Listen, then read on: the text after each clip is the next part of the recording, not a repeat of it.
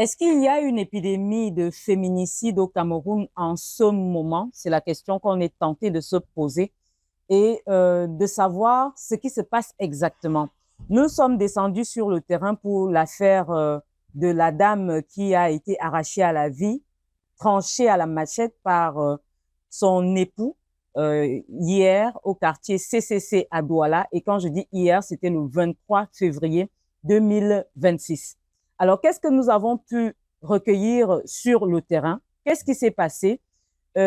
Première chose, c'est que la première information qui a circulé faisait savoir que on a vu une dame courir, aller au sein d'une école, l'école primaire Lumière, et elle a été rattrapée par un homme parce elle est tombée.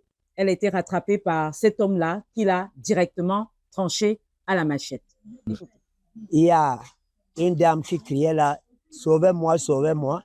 Il y a un monsieur qui venait à vive allure derrière elle. Bon. La femme, en courant, parfois elle jetait un clin d'œil derrière pour trouver là où son bourreau a fait ses distances. J'ai même crié à ce monsieur-là que jeune homme, arrêtez, arrêtez. La femme est passée autrement comme ça en courant. Elle est allée à l'école là-bas. Là. Et à quelques fractions de secondes, j'ai vu les gars sortir là-bas. Elle est morte, elle est morte. Moi aussi, je suis allé. Il n'y avait pas encore l'embouteillage là. J'ai regardé, j'ai vu la femme baignant dans un bain de sang. Le sang noircissait même déjà. Moi aussi, j'ai posé les mains sur la tête comme tous les gens se sortent. Je suis rentré aussi me tenir ici. Bon, il y a d'autres qui poursuivaient le monsieur passer en courant. Il était toujours armé. Le quartier était plus ou moins vide. Il n'y avait pas de grand malou. Finalement, d'autres sont venus là dire qu'ils l'ont immobilisé là-bas. Je dis à quel niveau là? On me dit au petit tournant là-bas. Je suis aussi allé. J'ai fait aussi le tour à côté de l'assassin. Il respirait encore. Après, on est resté tout à côté. La police est venue. Les gens l'ont porté, ils l'ont mis au carrefour. Après, la gendarmerie est arrivée aussi à son tour. Après plusieurs temps un peu là, la gendarmerie a demandé à lui jeter le corps, mettez le corps dans le car, dans la pick-up. Ils sont partis en nous promettant à revenir. Après, ils sont revenus, ils sont entrés là aussi à Mascarrière. Après quelques fractions de temps aussi là, ils ont pris la victime, ils l'ont amené. Hier, aux environs de 16 heures passées, nous avons vécu une situation de pas bien ici au sein de l'établissement. Après le départ des élèves, nous sommes restés là en concertation. Et 5 minutes après le départ de la classe, on a vu une dame qui a couru là. Elle était poursuivie par son mari, par un monsieur. Et du coup, elle a été son pied contre le portail. Elle s'est couchée et à coup de machette, le monsieur l'a coupée. Donc là, c'était après les classes, vraiment de 16 heures passées. J'ai vu une personne couchée au sol avec le cri que la mère avait lancé. C'est que non, venez, venez, venez, venez. Elle m'appelait. Et donc, quand je cours, donc j'arrive là, lui aussi prend la fuite. C'est quand il prend cette fuite maintenant que je sors, je dis aux gens que arrêtez-le, il l'a tué. Il l'a tué, il l'a tué. Et puis, on l'a poursuivi jusqu'en haut où il a commencé à poursuivre sa femme. C'est de là qu'on l'a désarmé. On l'a désarmé là-bas. Vraiment, c'est une scène très horrible. Ça nous a tous démoralisés, nous aussi. Les témoins l'ont donc vu courir, courir et courir de toutes ses forces, appelant à l'aide, pensant ainsi qu'elle pourrait être sauvée. Il faut préciser que la distance entre son lieu de service où elle a été retrouvée par son bourreau et le lieu où elle a été ôtée à la vie, il y a quand même une distance d'à peu près 400 à 500 mètres. Donc, elle a couru sur cette distance-là. Et elle a donc trouvé la mort tranchée à la machette par son mari qu'elle avait quitté, nous dit-on, au mois de décembre. Le nommé Zenda Rigobert n'a pas eu pitié d'elle du tout. Il n'a pas eu pitié de Teclair Mani Kolo. C'est ainsi que s'appelait donc cette victime de 40 ans et mère de 3 enfants âgés de 19, 7 et 2 ans. Et ce que celle qui est présentée comme son amie nous explique, c'est que ce monsieur Zenda Rigobert est arrivé sur leur lieu de service avec un complice, avec un autre homme. Il lui a tendu la main à elle. Elle a hésité, regardant Teclair pour l'air surprise de cette soudaine gentillesse, dit-elle. Et finalement, elle a accepté la main tendue.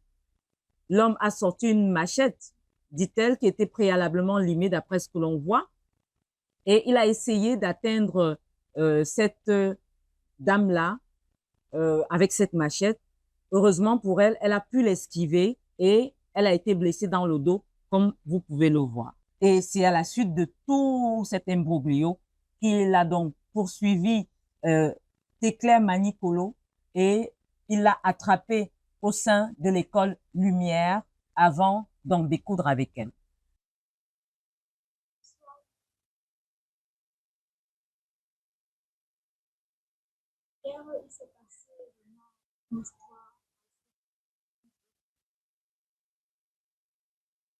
L'assassin est sorti de nulle part.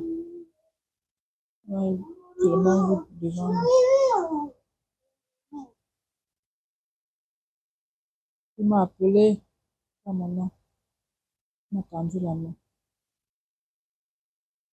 J'ai d'abord hésité. Bon, quand il a surgi, avant même de m'appeler pour me saluer, ça a de fin à faire. Il m'appelle pas mon nom, il me tend la main. J'hésite. Il appelle encore mon nom pour la deuxième fois. Il appelle encore mon nom pour la deuxième fois. Je lui tends la main, il me salue là.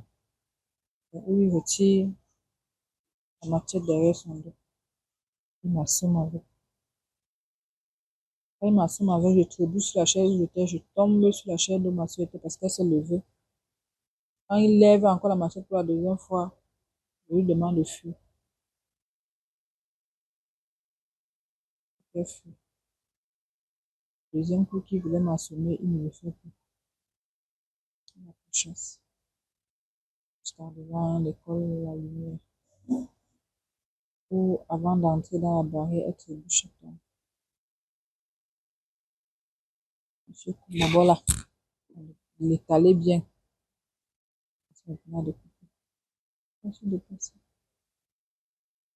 J'étais cachée parce que je demandais si je me suis blessée parce que je ne sentais même pas la blessure. Madame, je suis entrée, le temps qu'elle cherchait, je ne sais pas quoi. J'ai compris un fort bruit dehors. Quand je sors, je vois on est en train de le taper. Monsieur joue faux mot. Je crie à distance, ne le tuez pas, ne le tuez pas, ne le tue pas. Il a tué quelqu'un. Il a tué qui? De là maintenant, pour descendre. Oh, monsieur a prouvé son acte.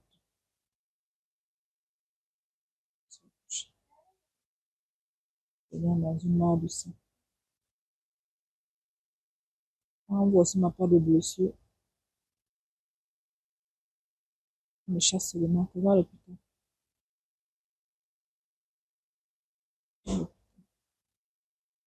Quand lui venait, quand il a surgi devant nous comme ça, il était avec son ami.